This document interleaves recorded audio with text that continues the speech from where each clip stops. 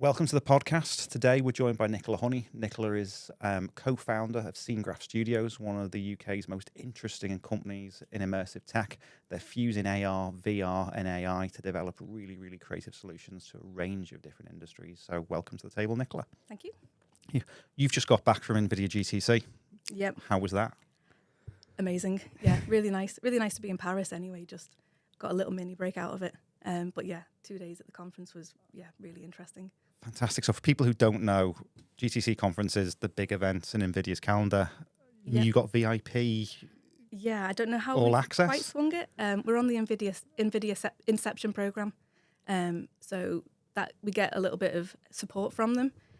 We've got a good contact in there that really helps us out and, kind of gives us good advice. He put us forward to be VIPs, and I think we were one of the few that got it. So yeah, that was exciting. Fantastic. So Northwest Business on NVIDIA's wants to watch list, essentially. Full VIP access to Jensen Huang and cool, fantastic. So what were the big kind of topics at the conference that you guys were interested in? I think attending the keynote speech. So when we got there was a huge queue to get in, and I did feel really guilty walking past it and just going into the VIP entrance. But yeah, listening to his keynote speech was just incredible. I mean, some of the things that are coming just are mind-blowing. So for you as a leader in the field and as a developer, kind of thinking about the business, so agentic AI, the changes in infrastructure, kind of where's it going for you guys? I think we're looking at just using the technology as much as we can. So every time we find a new bit of technology or something else is released, we spend some time looking at it and incorporating it into our products, and then a few weeks later there's something new and exciting again. So it's a constant conveyor belt of new tech that we're looking at. But every time something comes out, it makes what we're doing so much better and so much faster. So yeah, it can only get better from here. So I mean, for you guys, a lot of your ideas have been ahead of market. Some of the stuff around mental health and things like that. You've come up with really creative ideas, and mainstream is now just catching up with you. So where do the ideas for you as a business come from? I think a lot of it is speaking to people. So especially our VR, where we're looking at the mental well-being, that's mainly come from speaking to people. Where we were based originally was inside a mental health charity. We had a little space that we rented from them, and it was seeing all the people coming in with different needs and different difficulties, and then looking at all the technology that we've got access to that's so powerful for games. And a lot of the time it's only used for games.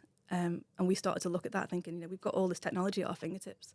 Can we actually use it to, make people's lives easier as well as, not just putting it in a game engine? So it all kind of spun out from there of just, can we build things to help people? And yeah, it kind of escalated from there. Fantastic. So Scenegraph, obviously being a mover and a shaker on the Northwest scene, founded 2019, you guys set up? Yeah. So 6 years later, you're getting VIP access to GTC.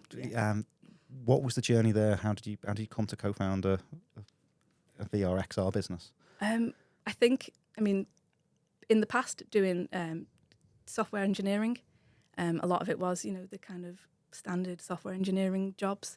But my passion's always been in games and, kind of innovation and, kind of a bit more interesting technology. And when the opportunity came to kind of try something new and, I quit my job the Christmas before lockdown. So worked my notice. Obviously didn't know lockdown was coming. But yeah, after the 3 months notice, it was only a couple of weeks after that we were in lockdown. So that was an interesting switch up. The plan was just, we wanted to use games technology. Myself and my business partner, we'd always been working in jobs where we were using the technology, but we weren't getting to use it to its full potential. And I think when you're in a job where there's products being built and it's quite a big corporation, when new change happens, you can't just drop everything and try something new. A lot of the stack that we used in our old jobs were, it wasn't broke, so don't touch it, keep it going. So there was never much of an opportunity to try lots of new things. So I think when we thought about, starting a business, one of the things was, we can have a look at the latest things and actually start using it, and we've got the freedom to do it ourselves. So left full-time employment, took the chance on yourself, co-founded the business, straight into lockdown? Yeah. So Perfect timing. I was going to say, so they're the hardest yards to do. You're Yeah. in the most vulnerable first couple of years, but you guys have made a success of it. I think so, yeah. I think it was all, I mean, I think at the beginning it was a bit tough. We lost a few contracts just because of lockdown. People pulled back and just, wanted to kind of play it safe. But I think as the grants came out to help people through lockdown, there were a lot of grants to help people be more technical and to get online. So we were quite lucky that we were able to, help some people get online through our business. So yeah, I think that was a good kickstart for us. And it's fair to say you guys have built the business today quite organically. You've not gone out and got major investment. You've won money from sales, and you're very much a revenue business, and have come up with some really interesting products. So when you started the business, what was the sort of first product line or the first service offering that you put out there? I think it mainly was we started with helping a couple of businesses with virtual reality. So there was a company called Pathways to Work. And they wanted to do virtual reality interviews to help people into jobs. And also working with the Daniel Adamson steamship. Yeah. So they wanted to have a VR experience. They used to show people around the engine rooms because it's one of the oldest running steamships. Health and safety stopped that from happening. So they wanted people to see what goes on in the engine room. They want new engineers to be involved in joining their kind of enterprise. So we did lots of experiences where you could go and visit places you couldn't normally visit through VR. So that's where we started, and then I think we started to see people do really well with the VR we'd built.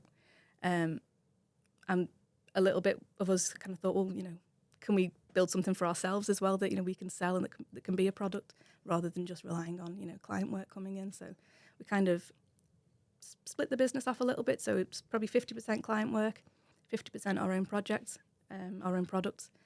And yeah, one funds the other at the moment. So we're getting the products off the ground now. So yeah, it's working out quite well, I think. So you've grown the team from founding the business. But how was that through coming out of COVID and lockdown? It was a little bit challenging. I think we found it quite difficult to find people that have got the skills to do what we're doing because it's quite new.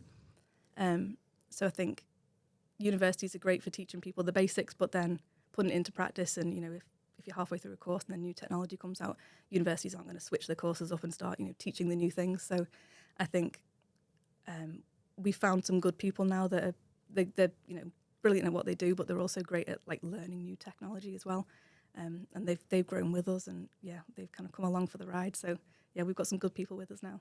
So what was the kind of the mission of Scenegraph when you guys set out? What was the sort of business plan? What was the market you were thinking about going into, and the problem you wanted to solve? I think it was just using technology to help people. I know that sounds a little bit cheesy, but I think we just saw lots of people in different places that could benefit from all the advancements in technology, and it was why not do something that's going to help people rather than adding to all the other kind of games and things that are out there. There was a gap in the market, we thought, for kind of using it for good. And the VR product line you've got at the moment, the sensory stuff, public speaking bit, that's aimed at young people or that's aimed at education sector? To begin with, we aimed at young people. So I thought, especially for me with the public speaking one, when we'd done the sensory rooms and the mindfulness, we were kind of sitting down thinking, what else do people need help with? And for me, it was public speaking. If I was in school and I knew I had to, read something out in class, I just wouldn't go in. That was my absolute fear. And that was when we started thinking, well, why not practice in VR in a safe space where no one can judge you? And then, slowly build it up to, feeling more confident, presenting in front of people. So it all kind of went from there. And I think that was, one of the main things was, what do people struggle with? What can we, kind of use exposure therapy to, help in VR to get people up? And I think with the public speaking, when we've explained it to people that are, who you maybe wouldn't expect to be nervous, everyone has said, oh, I could do that as well. And it's people that you wouldn't expect, it's directors of businesses and people that you think have got loads of confidence, and everyone's response has been, oh, I could do it that too. So yeah, we aimed at school age, but then it's kind of taken off from there. And I think there's lots of people that can benefit from it. So the product's grown from there. So the development for that, was that all you guys, or did you involve clients with that? Did it come from a particular client group? How did you come to develop the product and the experience and the functionality? So we developed everything in-house. We're tech people, so we were happy doing the development and doing the VR development. But we knew that we're not experts in mental well-being or anything like that. So whenever we're building anything, we normally go to those experts and get their input. Work with people with lived experience. We've got some clinical psychologists and wellbeing coaches that were amazing at kind of teaching us, what the kind of the key techniques are.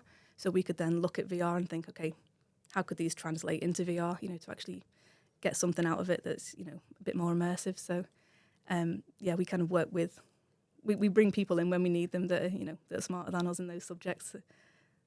And you guys are great because you're a startup working in the education sector who are genuinely using immersive experiences and AI tools in education. Mm-hmm. How does that go with schools? How do you kind of find the schools to work with, and have they come to you, or has it been a kind of a hard sell out? It's a bit of both. So some come to us. We found a lot more local authorities come to us. So that's where we've had the most success. They've got better budgets probably, and they're all looking for ways to help people get back into work or help with mental well-being. So a lot of it has been local authorities that have approached us, and they found the website or they've seen something we're doing and just said, we want this basically. Can we have it before the year's end so we can spend our budget? So they've been probably our biggest customers. But then we've got lots of alternative provision schools, so people that might not be in mainstream education but still need lots of support. And they've been really interested in what we're doing as well, just with the sensory rooms and with the mindfulness, just because it kind of helps relax people and calm people down. Can you tell us more about the sensory room product? Who's that aimed at? What does it do? So when we originally spoke with people, when we originally started building them, it was because we found out how much sensory walls and sensory rooms cost, and how difficult parents find sometimes to actually accommodate that in their houses or go into different play centres. And there were things like we heard people say that children would only play with a certain colour toy, which is difficult in everyday life. So to be kind of scouring looking for things like that. But in VR, if you can press a button and everything's that colour or everything's customised, you can tailor a room quite quickly to what someone would like. We had one school that used to have a student that would get sent home in the middle of the day because they'd just become disruptive. And the school said to us, can you make a VR experience where you do nothing? Which, as a game developer, it's really difficult to do. It goes against everything you want to do. And what we ended up doing was an underwater level, but the fish only come and swim around you if you're still. So it incentivizes being still, and you're kind of rewarded for it. So that they'd said it goes back into his lessons after that now because it's part of his sensory diet. That's kind of something that calms him down. So we always listen to what people are asking for to be able to build it into the products, just because they're the experts in that area. So if we can do something that will help like that, that's gold for us. That's a great example of kind of genuine tech for good. You've got somebody there who's struggling with mainstream schooling, who probably is at risk of being excluded from lessons, if not the school, and you found a solution as a business that helps sort of centre him again. Yeah. That must be really rewarding. It is, yeah. It's really nice to hear stories like that. And, even when we're taking it to exhibitions and people are having a go of it, the feedback we get is great. So, yeah, you kind of see people change, when they try on the headset and try it out. So that's really nice to see. Fantastic. And your journey, you're a games developer by first discipline or by passion, and kind of worked in various software dev roles. So talk us through your career progression and how you got into the games industry. Yeah. So I think, I've always been interested in computers. I was thinking about this the other day. This is a long time ago, before jobs were on the internet, there was just in newspapers where you normally get job adverts. I remember seeing one when I was about 8 or 9, and it was for a game level developer. And I remember just showing it to my mum and being like, that's a job you can actually do. That's amazing. Imagine doing that as a job. And she said to me at the time, cut it out and keep it then, if that's what you want to do. I'd need to see whether I've still got it somewhere, because that's kind of, that piqued my interest then. And then just going through school and college, looking at kind of computing and going to uni and doing game development. It was just, I think I was really interested in computing, but being able to use it in a practical way like game development was just really interesting. Yeah, really exciting. And then to move into founding your own company. Yeah. That must be challenging. I mean, we touched on it before, but to leave a job, where do you get the drive and the motivation to do that? To come out of a safe employment and decide you're going to set up on your own? That was always a risk, I think, that we were looking at. I think it was just doing a similar job every day. And not getting to try out new things. It was great. It's nice and safe. It's a good job. I've had good jobs where they've been, well paid and nice to work with, nice people.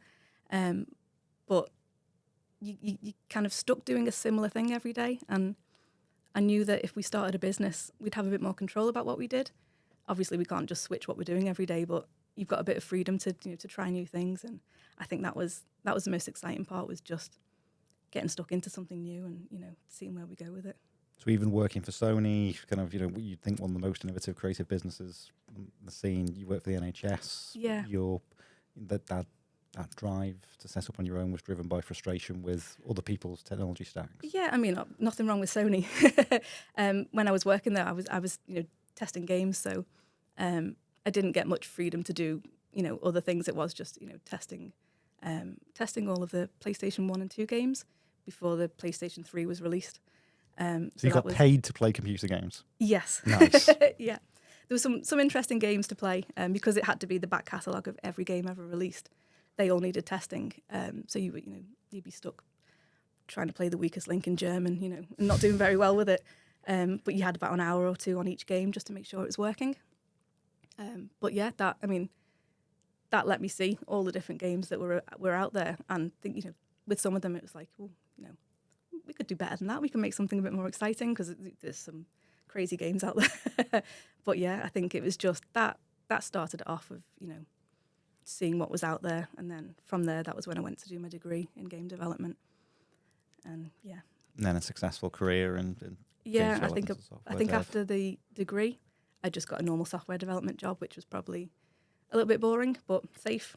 Got me kind of on the property ladder. It helped, start me off. But yeah, I think once I started to see more of, what was out there and what could be done, it was, took the leap to and something new. Leading the team now, kind of lessons you wish you'd have known, or what advice would you give to yourself if you went back to 2019 and obviously developed a lot of leadership skills throughout your career, but to now have a team of how many? There's about 6 or 7 of us now, part-time and full-time, yeah. I think probably just knowing that it's okay to make mistakes. It's normal. I think everyone does it.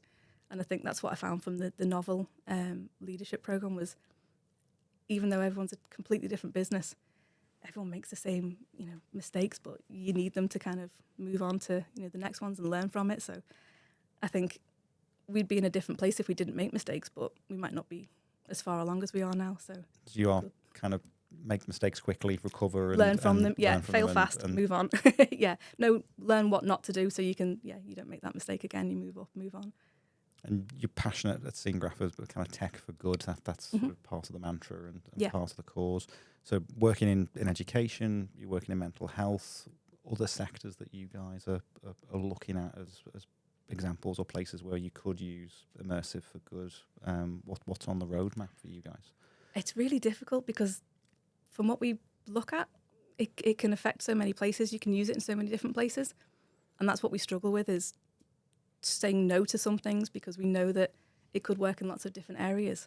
And sometimes we get a bit distracted going, well, it could work here and we could use it in this place, but we need to kind of like focus in on, certain areas to kind of build on those. But I think it can help in so many different places. And, we speak to kind of construction companies about, using VR for training or, AI.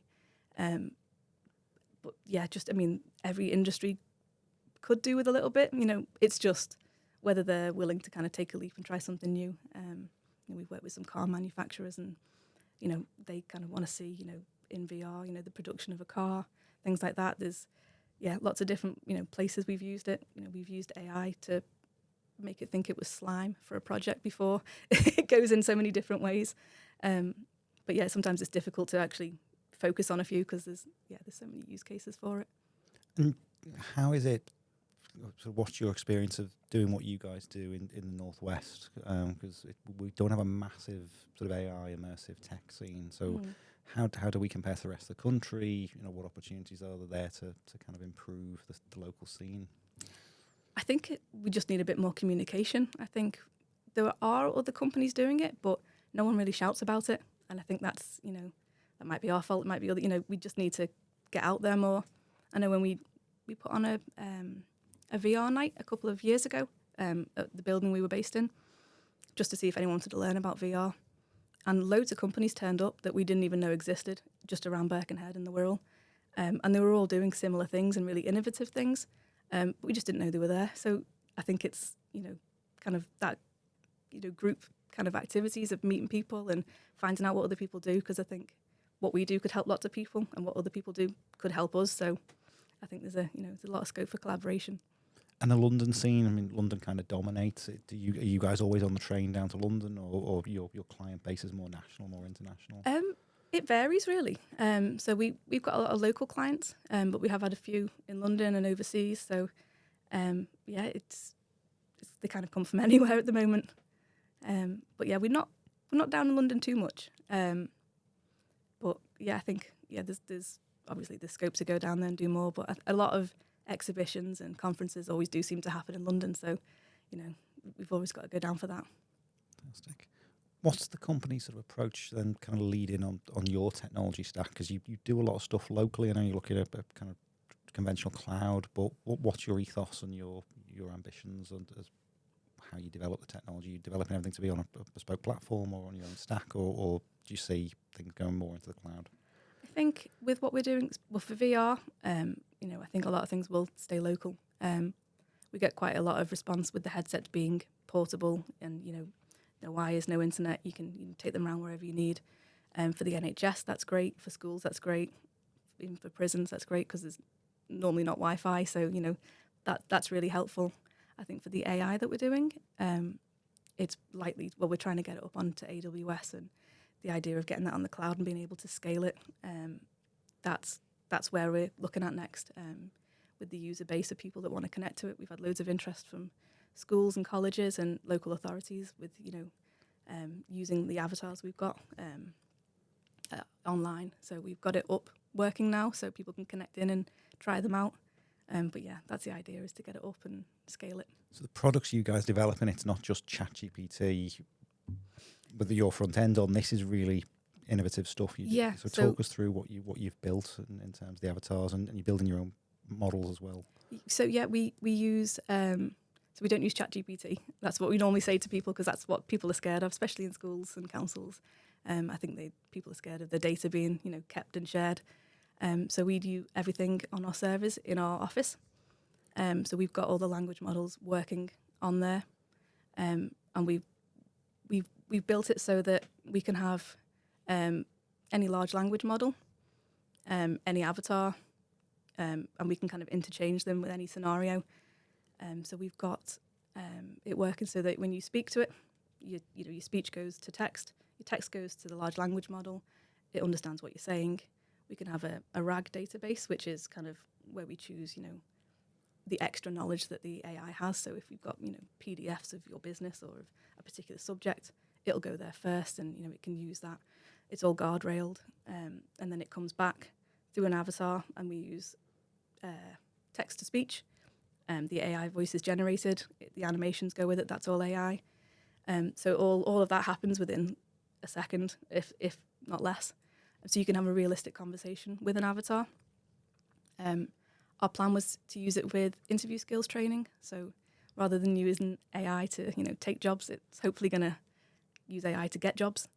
We worked with loads of people, especially coming out from school and college, that haven't had professional conversations before, and especially through lockdown and COVID.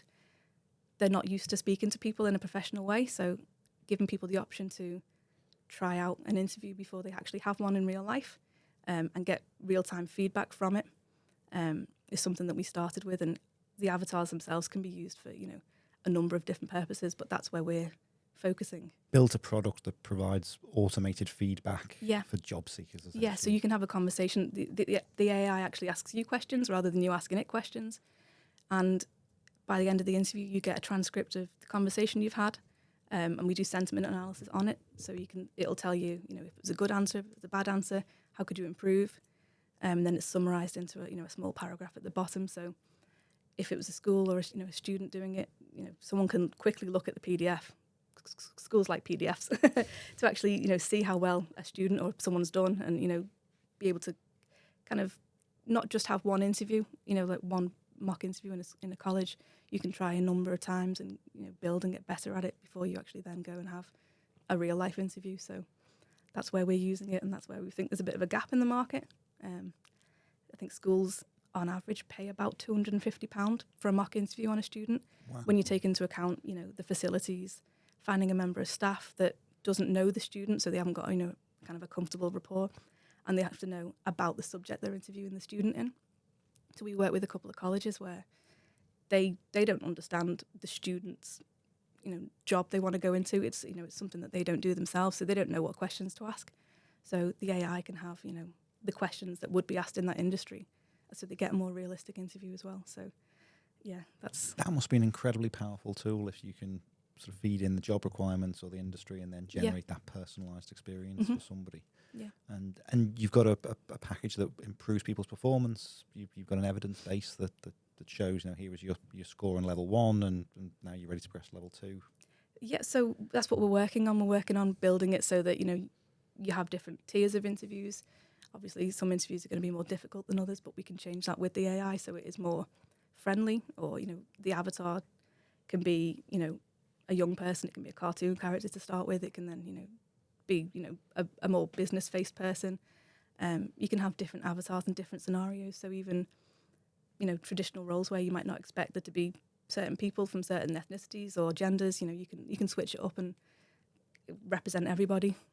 So it kind of gives, that representation as well as, the interview itself.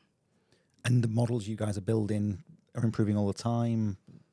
Yeah, so we every few months or weeks there seems to be new technology that we integrate into what we're doing, which is great, but also means that sometimes like the last bit of work we've just done has not been wasted, but it's difficult that we can then move on to it and go, oh, now this does this quite simply, and so we're building as we go and just taking on the new tech each time, but it's just constantly improving what we're doing. So yeah, it's exciting to keep finding the new technology and adding it in. Where do those ideas come from? I mean, even the idea that you'd use a cartoon character for somebody who's maybe really, really stressed and not used to a professional environment, and then graduating them up to a real human interaction. How do you guys go about sort of brainstorming the functionality in the product?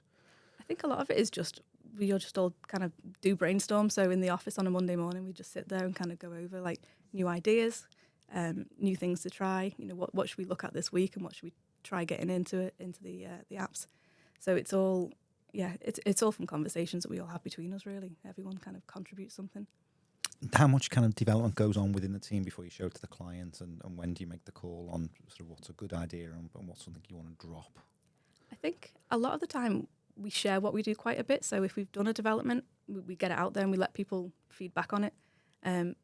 It's you might not get great feedback, but it's only going to make the product better. So it's good to get other people's opinions on it, because we can be working on something for a while and think it's amazing, but if no one's going to use it, it's it's kind of pointless. So yeah, we often kind of let other people tell us whether it's good or not. Is that a freedom you don't have in the games industry traditionally? Presumably, if you design at a game level, you don't have that ability to go to market and say, does this work for you, and not incrementally? Yeah, I think some game companies do develop quite publicly. And the kind of betas that they let people try out before they release a game is basically free testing. So users love to do that, and a lot of game companies have started to do that now. And I think that's where we've kind of taken it from, if anything. So we kind of know that the people that are going to be looking at it are the people going to be using it. So might as well listen to them. And the games industry is bigger than the movie industry globally. People don't appreciate how. No, it's not really taken seriously. there's a lot of work we do even around Fortnite and the worlds that you can build. We've been telling people for years that, you can build a world for free in Fortnite. They host it for free. And if people use it, you get paid. And, we've gone to like lots of, companies to say you could have something in here, but it's never fully taken seriously. I don't know if it's just too early. But I think, it's getting there. I think people are taking it a lot more seriously. And I think especially for VR, for training, that industry is huge now, just with, being able to train in VR rather than, watching a video or reading a book. That's kind of your retention rate of, what you remember goes up significantly. So I think it is being taken more seriously now. For education, do you think that kind of Fortnite model is the future of being able to say to schools, look, you can develop your own solutions locally for what young people need? Yeah, I think, there's the game engines that are out there, Fortnite, or just, the normal game engines. I think they're so powerful now that you don't have to be a programmer to use them. And I think young people, they seem to know what they're doing quite quickly when it comes to, technology and games. They've grown up using it. So, and I think it engages people a little bit more. So I think, normally when you ask, young people whether they want to, like especially with our mindfulness, you ask a young person whether they want to do mindfulness, they might not be interested. But if you ask them if they want to have a go VR, that connection of technology seems to get through to people. And I think, people engage with it a lot more. That must be really rewarding. The industry you've kind of come up through and are passionate about, that's now being democratized, and you're seeing more people get into creating their own experiences and games and products. Yeah, it's great to see. Yeah. Do you think that'll lead to more kind of entrepreneurship and enterprise in young kids who don't need a full agency behind them, or don't go into a conventional job, who will be able to create products themselves? I think so. Yeah, I think a lot of indie game developers now are making a fortune on the little projects that they've created. I think it's, and especially with AI now helping with, I don't know if it's a good thing, but it's helping with programming quite a bit. So you don't really need to write much code anymore, which is worrying for me as a programmer. But I think it makes everything more accessible. So I think there'll be lots more people trying it. There's a lot of concerns around data protection, privacy, security. Your technology stack kind of addresses all of those things. Was that a deliberate kind of effort to say, look, we're going to develop our own things, we're going to host them ourselves? Was that a deliberate effort to say we can control where the data goes? Mm-hmm.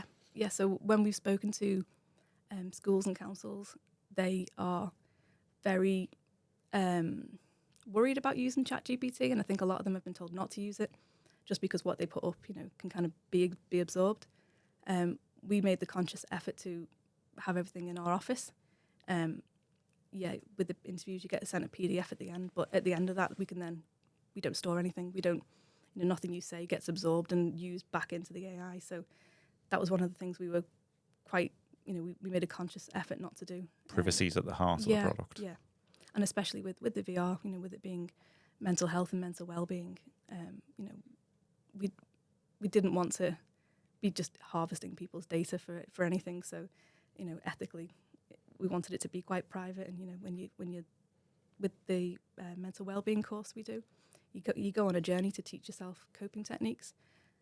So you want people to be able to trust the software to be helping them and ethically be helping them. And you've worked with clinicians, you've worked with psychologists. This is kind of accredited, validated stuff independently. The technology works to help people. So how do you how do you go about working with the academic side of things and the clinicians on the product? So there's quite a few people that are interested in it. So we were contacted by quite a few. The wellbeing coach that helped us write the course was excellent. She gave brilliant feedback on it. And the clinical psychologist then reviewed everything. And they gave us some really interesting bits of feedback that we wouldn't have thought as developers ourselves. And then we went through the ORCA baseline review. So they review apps for kind of clinical validation. So we passed the baseline review, which is professional assurance, data protection, accessibility. So I think we got 87% on that, and that's I think one of the highest scoring VR apps on there. So that's something we're really proud of, that we kind of ticking that box to say we haven't just thrown it together. We kind of carefully thought about what goes into it. Fantastic. So schools is a market you're in. I guess healthcare, the NHS is another market. How accessible is that to a kind of small independent company? If have you tried to get into the NHS yet? Have you had experience of their procurement processes, or where does one start with trying to bring innovation to the health service? We worked with the Health Innovation Network, and they're tasked with helping get innovation into the NHS. And there's a lot of hoops to jump through to kind of prove that your offering is worthwhile, and that it's safe. We'd started on that journey, and I think we're still at the bottom of the hill. But we have been approached by a different NHS trust who seem to bypass all of that, and they've got it in their autism friendly ward. They've got a headset in there to help in Sussex, so it's already in the NHS. We kind of swung around some of the red tape, which was great, but we're still looking at addressing all of that as well, just to get it in properly. But yeah, there's a lot to kind of to check and to cover to make sure that it's fit for purpose. But yeah, we're kind of committed to doing that now. So we're looking at doing more trials, gathering more data. We're working with the University of Liverpool in their psychology department. So they've just written a paper on our trial that we ran last year. So that's due to be submitted and published soon, hopefully. Fantastic. Validating the technology and its effectiveness, I guess. Mm-hmm. Yeah. Fantastic. For your background leading from software development, what are the kind of the culture shocks moving into leading a business? Because you're not just managing a project dev team anymore. You've got a much more complicated machine to drive. Yeah. What was the learning curve with that? I think I naively thought that starting my own business would mean I get to just program and work on what I wanted to, which now that there's a bit of a team behind us and there's lots of other things to do, it doesn't happen as often. So obviously there's, we share a lot of the business legwork between myself and my business partner. So, sometimes I'm stuck doing all the finances or the books and, the HR, the payroll, as well as then doing the development and the meetings and trying to sell things. So it's, lots of hats at different times, which I don't think I realised how much of that would be, part of the job, even just answering emails. Yeah. So you've not got an AI to answer emails for you? Not yet. No, that'll one day. Yeah, that'll be a plan. Is there enough support in the ecosystem? I mean, that's a common observation is people are brilliant at what they do and they've got a passion and a vision and when they start a business. What is there enough support out there? What support do you think people need to be able to ease that transition? Yeah, I think business development is probably like the hardest part for us. We've got someone we're working with now who's a grant writer, but he's also like a business dev strategist. And he's, it's good to have someone listening to what you're saying and going, yeah, you're doing the right thing. So just that extra reassurance, I think, is but equally, I guess you sometimes get the advice to know that that's not the right idea or that'll never work. Yeah. And it's good to know both. Yeah. And you've been successful kind of on the sales side of developing product, but you've also done some R&D work and you've sort of secured grants for things. Talk us through that experience and that process. I think when we started off, I think especially with my business partner, Dave, working as an academic, I think when they've applied for grants as a university as a whole, it's been easier to get some grants because you've got that official backing of like a big body. And I think when we started the business and applied for some grants, I think we didn't realise that it was like we're just a small little company applying for the same grant, so we've not got as much of a backing and a reassurance around us.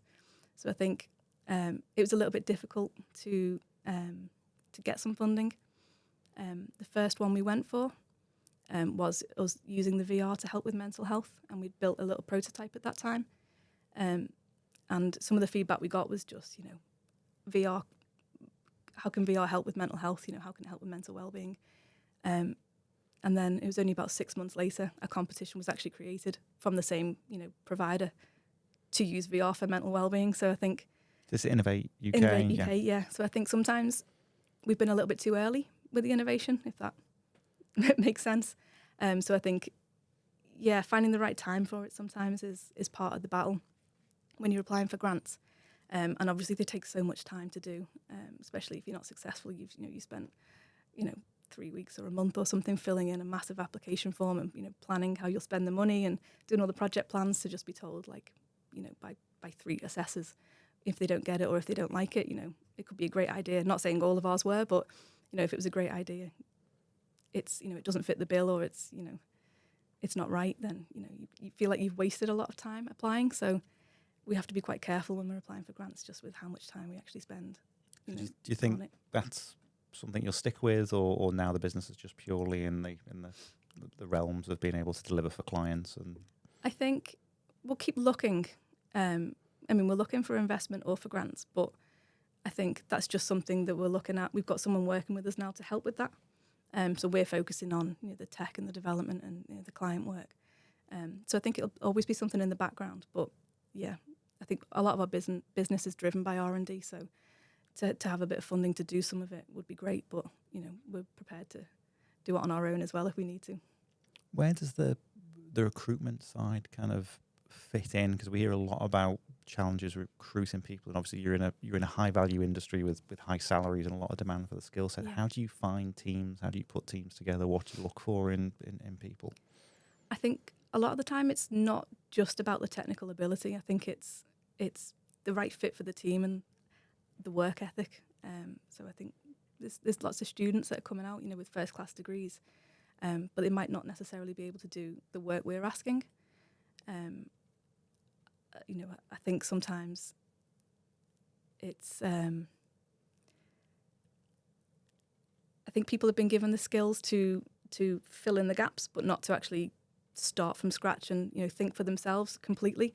And sometimes when we ask people to do things that haven't been done before, it's a bit of a hurdle to say, well, it hasn't been done before. Where's the tutorial on it, or where's the YouTube video where I can learn it?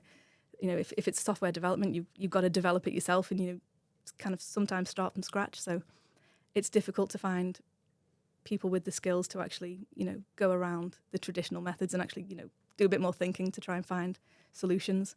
But we found some really good people that they can do that, and sometimes they just need a chance as well. So one of the reasons we created the interview skills AI was because there's lots of people coming out of uni that they are really intelligent, but they just can't communicate very well.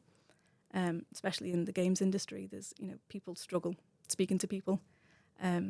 So finding the diamonds in the rough that are really capable of doing the job, but might not be capable of selling themselves. That's one of the reasons we created that, was to find those people and to help those people. It's really interesting to hear a business that's using AI to help the worker in a positive, productive way, because we hear so much about AI technologies being used to sift through 2,000 CVs and people don't get a chance if their skill set or their education, their background doesn't fit the model. You don't get that diversity of background, of skills, of mindsets. Yeah. Was that a conscious effort to say, look, we want to build tools that work for people rather than corporations? Giving people a level playing field. So, you could interview someone for a job and they'd be really confident and good at selling themselves. They might not be able to do the job very well, but then there's someone that is brilliant at the job, but they're not used to talking themselves up. Then they can't really, they don't want to toot their own horn, but sometimes you need to. So it's leveling it out so that those people can shine through as well. I think that's part of what's missing, I think. What would you like to see in kind of call it the full recruitment stack then? If Scenegraph had unlimited funds and somebody said to you, look, you're going to be an educational XR, VR, AI company, what would you, if you could gamify that process, what would you want to do? I think we've got the beginnings of it with the with Pixel Persona, which is what it's called. The fact that you can start off small, you can try something out, you can practice an interview at like a really basic level, and you can gamify it. So then you can go to the next level where it might be more difficult, it might be more technical. Just to expose yourself to more and more kind of complex interviews and more different processes. I think that's part of the interview process. I think is just being comfortable, with those conversations. And I think we've had lots of people who have struggled getting jobs or have been in the same job for a long time, and they've gone for promotions, but they've not got them, and they've come in and tried the interviews out. And then we've watched them back or listened to them back, and they've read the transcripts and they're only given one word answers to things. So it's pointing out those things. So then we've had someone who didn't progress in their career. They tried it out, and then they've gone now for a kind of a better position in their job, and they've got it based on, learning from what we had them in to do. So I think, yeah, that kind of process of gamifying it and actually, kind of going through the levels of a game almost to, be a better version of yourself. I mean, that's it. It seems like a win-win for everyone. We hear about we've got an overeducated population, we've got kind of stagnant economy and productivity challenges. But what you guys are working on is essentially, it's a tool that helps people be the best version of their work selves, and that works for the individual, it works for the employer. You're going to get people making more money, people, tweaking the shortcomings in their skills or in their abilities, and the employers get a better workforce that's more adapted, and it's a massive opportunity and a win-win for everyone. So that must be a really great space to be in now. Yeah, it's exciting. Yeah, we're just ready to grow it now. So we've got people testing it, but yeah, we can't wait to just kind of get it out there and have it in the wild. The big kind of blue chip companies, do you think there's a future there? You guys would move into bigger companies, or you want to stay within kind of the more tech for good space, education and local authority? I think we're quite comfortable in the tech for good space. I mean, we're happy to grow and scale, but I think we want to do that ourselves, in a kind of keeping our culture and, our own ways about it. I think to just grow kind of steadily with what we've got, I think would be, what we choose to do. The future of kind of the business, and you've mentioned how some of the technology is changing so quickly. Something you've worked on 6 months later is redundant. Now that could be really discouraging going forward. But how have you guys adapted to that? Because that's true of across the software development scene right now. Is things are moving so quickly. As a team, how do you kind of come up with a methodology where you say we do know everything's going to change quickly? What are you doing to keep yourselves moving forward? I think, our team's great. Like our developers are amazing, and I think they really know their stuff. So I think, they work faster than I think me and Dave could. They're really intelligent. So I think getting them to try it out and, to kind of go forward with it, they seem to be like developing it really well, and, just creating new things with it. And I don't think it's, after there's a new technology out, I don't think it's lost what we've done. I think, we can still use that for loads of other things, and it's like, that's our learning base, so we can kind of build on it.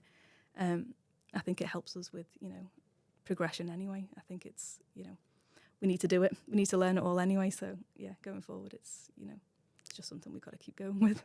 Being a startup, is it kind of from your leadership perspective, is it a different environment to running a dev team in an established company? I think so. Yeah, I think there's a lot more, not uncertainty, but we can switch direction a lot easier. So I think it makes it interesting because you can change what you're doing and you can pivot to, the next technology or the new thing that you find. That's probably a good thing and a bad thing, because we are easily distracted by the new shiny thing. But then we don't know whether that's going to be, an amazing thing to try until we try it. So I think it's good that we're trying it, but I think in other jobs, you don't get to try that new thing. You just get to keep with the old technology. So yeah, you progress, but it's a lot slower. So I think, it's nice to be able to kind of pivot.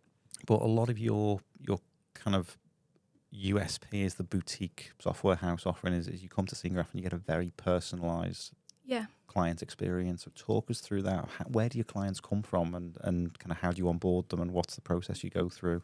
So usually our clients come through word of mouth, either LinkedIn or just from recommendations from other people we work with. Wow, so that's like the most powerful. Yeah, like we're quite proud of that because I think it shows that, we do a good job with people, and then, they recommend us going forward. And I think a lot of the time we sit down with people to find out what they need, and what they're asking for isn't always what they need. And I think we're quite clear sometimes that, people could come to us with an idea or, with something they want developing. And if it's not right for us to do, or if it's not right for them to have, we're quite open in telling them that, rather than just taking the money and building something that, isn't going to help them. And that's led people to then come back to us in the future with different ideas, and, they trust us then. So I think that's one of our strong points is, being able to look at what people need and then, go from there and tell them whether A, we can do it, or B, how we can do it and how we can help them. Normally we can help them, and we put something together and work with them to try it out. But yeah, it's a bit of a mixed bag with what we get.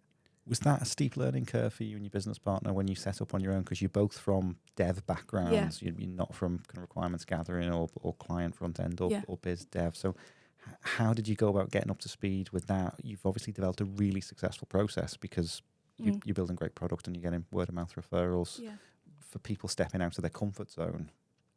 I think what we've learned is it's hard to say no, because sometimes someone will say, can you do this? And the answer is probably, yeah, we probably can. But it's whether like it's worth it to them and to us. Is there a value in it for the customer and for us?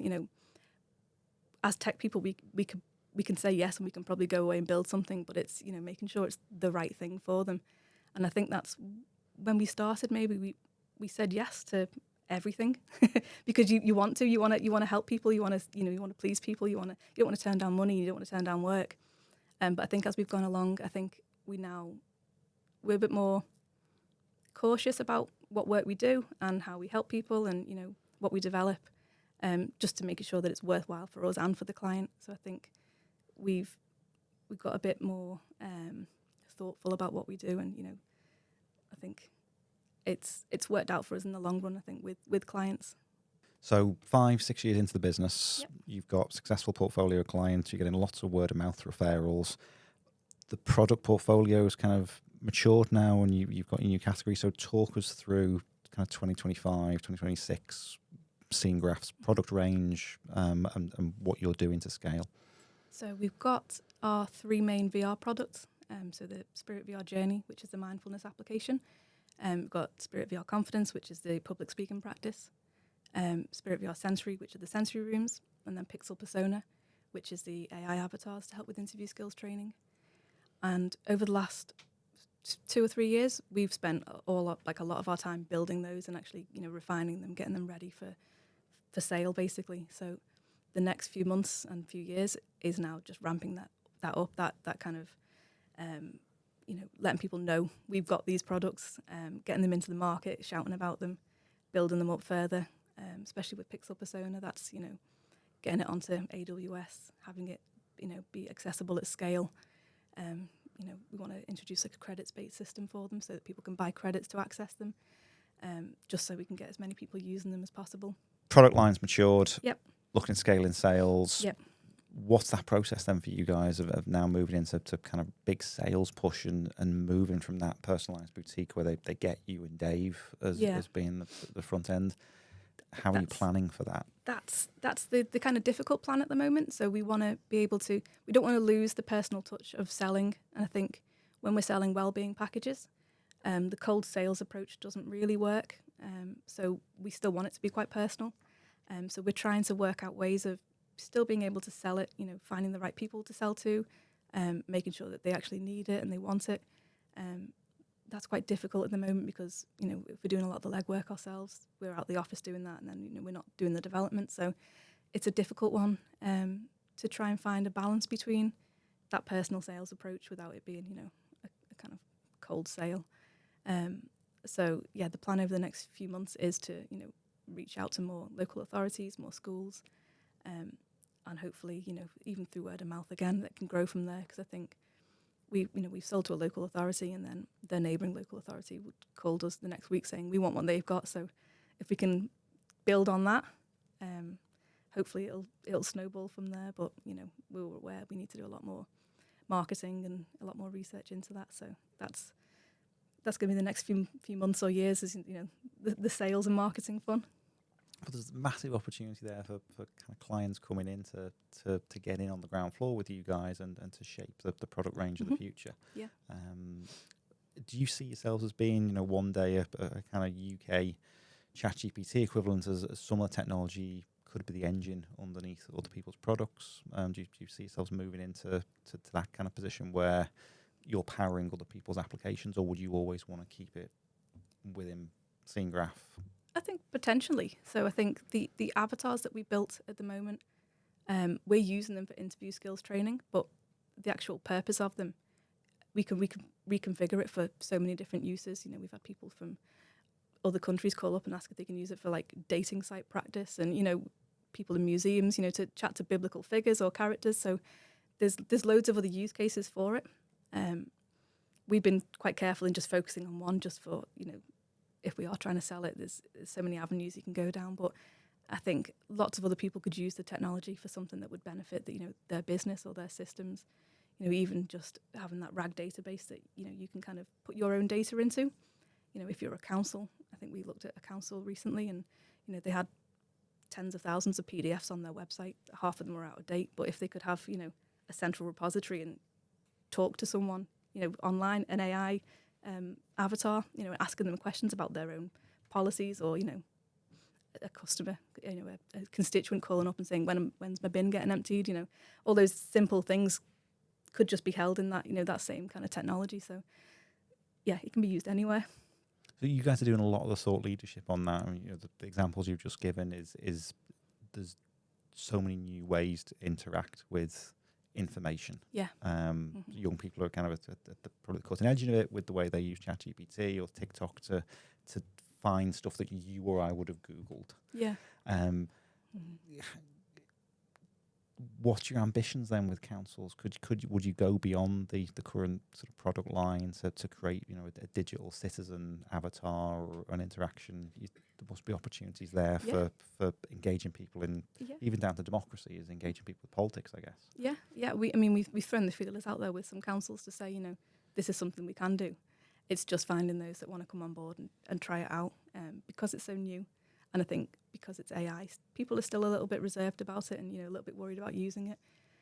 So I think that'll change quite quickly with what's happening at the moment. But AI is getting more and more common now. So I think it's. What are your thoughts then on AI? Because you come from a games background, and games can quite often be vilified as being a negative thing, particularly for young people. I guess you kind of experience that or come through that side of things. But there's a lot of negativity around AI. What are your thoughts on AI? Is it for good? Is it for bad? What do people need to know? It can be good or bad. I think it depends how you use it. And I think it's all about education. I think if people know how to use it properly, it can make their life so much easier. Obviously, people are worried about it taking jobs and things like that. But I think it'll open up more jobs in the long run. I think it's part of it's like a new industrial revolution, with AI. I think when the light bulb was invented, it was just a technology, but now it's an electricity, an infrastructure. And I think it's the same with AI. It's going to be everywhere. It's going to be underlying everywhere. I think it's going to be part of the landscape. So I think it's probably good to embrace it. But yeah, it is. I think with any new technology, it probably needs government looking at it, and it needs a lot of things in place to kind of protect people. But I think it's gonna change a lot. Do you worry about kind of the monopoly of kind of the big tech, the open AIs of the world, and kind of the incumbents, or do you think you'll move to more open source kind of model? As there is a world there where AI is democratized, or do you fear that it will become the preserve of a small number of big companies? I think there's so many companies using it at the moment and working on it. I think it'd be difficult to not, for everyone not to have access to it. And there's so many different models being created, and companies working on it. I think there's so many places it's going to be used. I think it's kind of fair game for everyone. I don't think it will be kind of held away from anyone.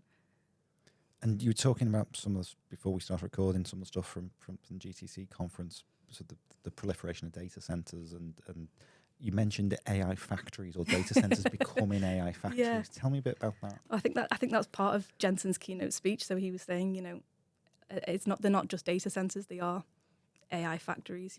They're kind of the places where the structures that are going to be built, but they're going to be there to kind of serve a purpose for everybody. They're not just AI kind of for one particular place. They're going to be available to everybody, and I think just size and capacity of what they can do now is so incredible. It's going to be. It's changing so quickly, and it's so powerful. It's kind of mind blowing where it can go. So that was really interesting to me, because I've traditionally thought of data centers as being big warehouses where we store information or you process stuff in the cloud. But you were talking about sort of lessons from GCC is it's more like a production line is we could develop applications.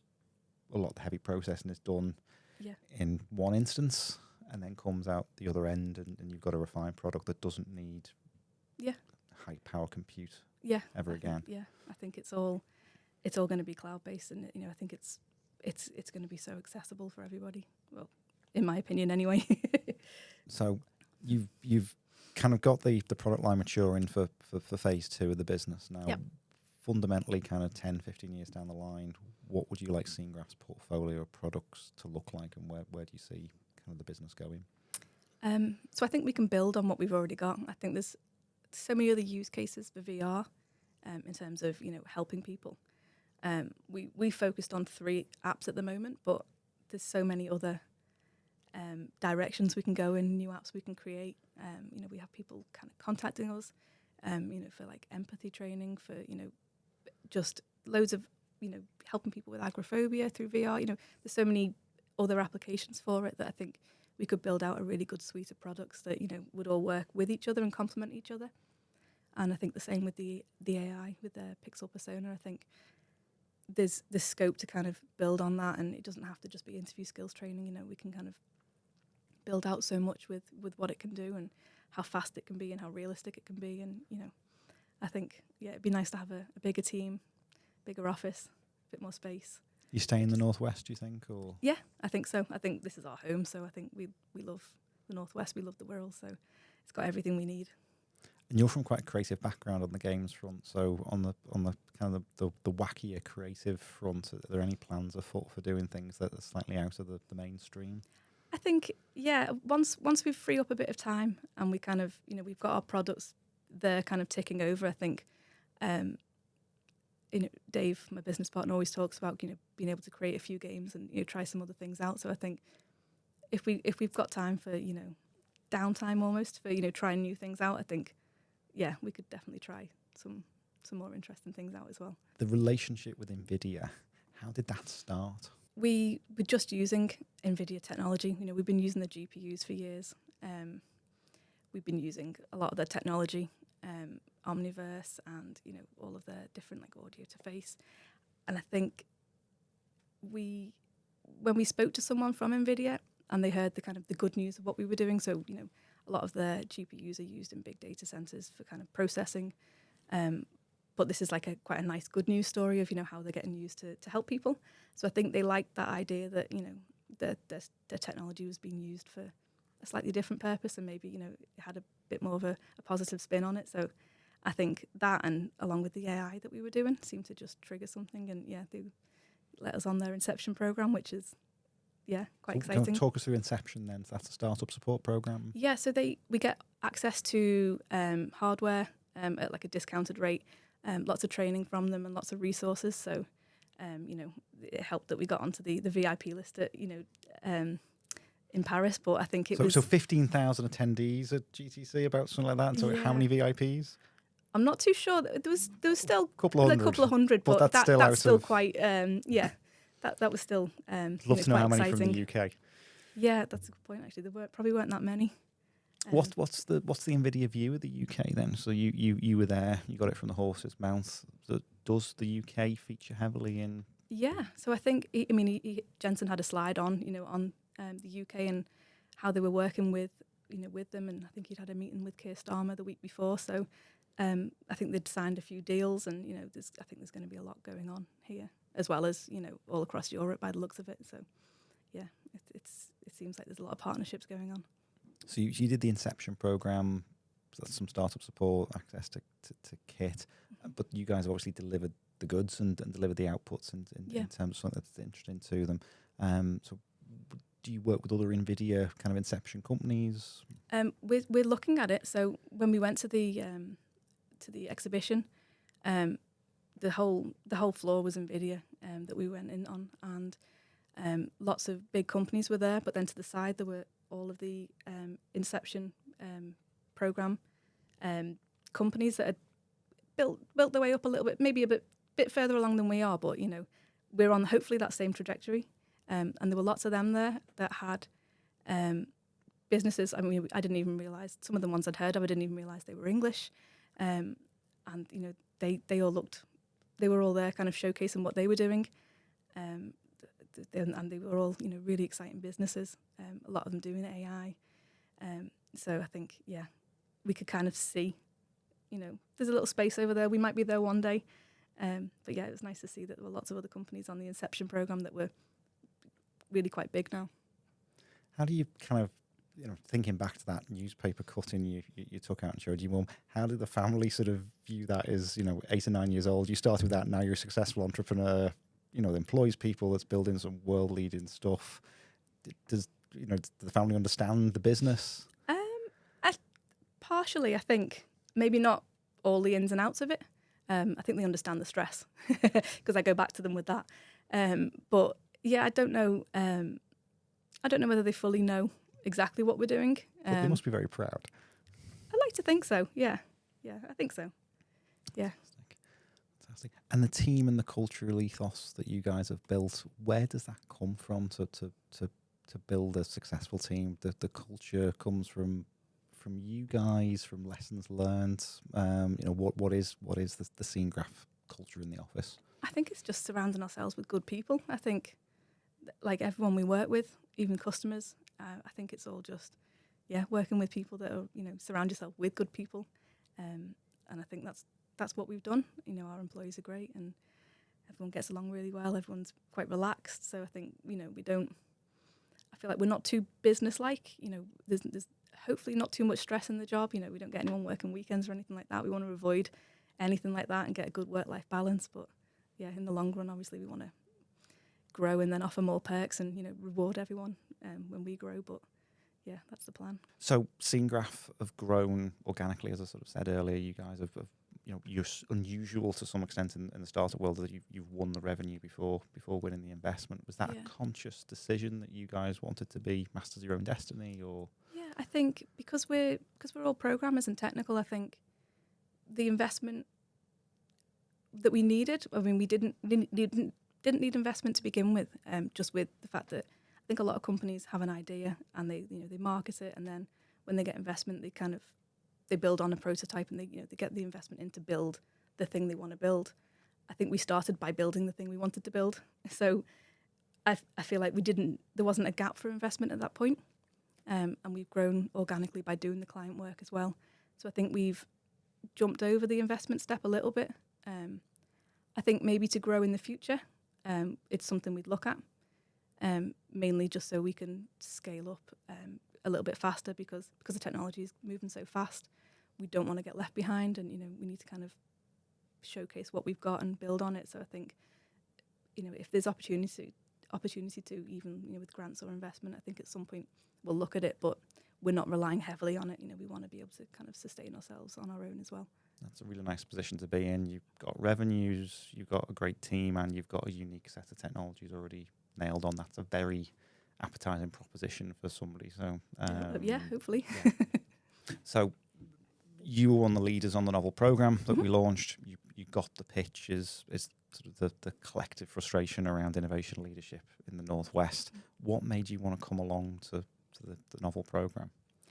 I think it was just exciting to be amongst, the way it was kind of pitched to us was, all the different business leaders in the Northwest. And I think meeting those people and meeting lots of people from completely different businesses and hearing about their difficulties and their successes, and even just hearing about some businesses that are absolutely huge that we didn't even know were there. And I think that kind of gives you a bit of inspiration of where to aim for, and definitely hearing about people's issues and realizing that some of them are quite common, and it's not just you when you're running the business kind of treading water. It's everyone else that's got the same problem. So Scenegraph went down a storm at the novel events, probably because you were in the minority of being a genuine digital AI company. So how did that kind of open up opportunities for you? Have you seen sort of new potential markets that you can get into working with businesses in the region? Yeah, I think we've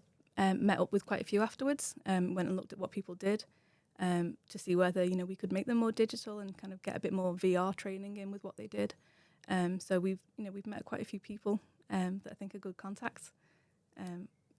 So it's been really helpful. Cool. What do you think's missing from the innovation leadership agenda in the UK, and we focused on growth. But you are you're an entrepreneurial startup in the north. You've talked about the funding landscape for Innovate UK and things like that. What could we be doing better to support more people take the risk that you've taken, being able to have the grit to follow their vision and their dream? What could we be doing more to encourage leadership in innovation? I think maybe just better communication of knowing what's out there.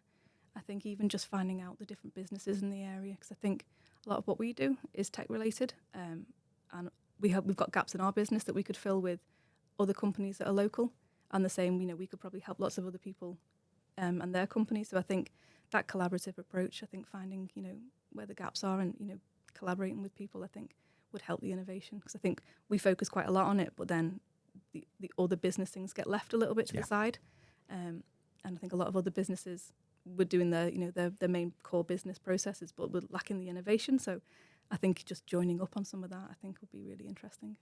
So rather than just talk about clusters, get to the point where we are actually buying and selling from each other, and helping each other out, and using each other's services, because I know, our sales and marketing and our strategy, we could probably benefit from speaking to lots of other people about that, and we could help people with advice on where to go for AI, VR, things like that. So yeah. For you and Dave as co-founders, what more could the state be doing, or what more could government be doing to encourage more people like you to take that risk to start up and be a success in a really high growth area? You're in immersive, you're in AI. What more could we be doing to produce more of you? I think it's mainly education. I think people don't know the ins and outs of running a business. You learn so many different skills in school, but you don't learn the basics of business and taxes and how to grow as a business.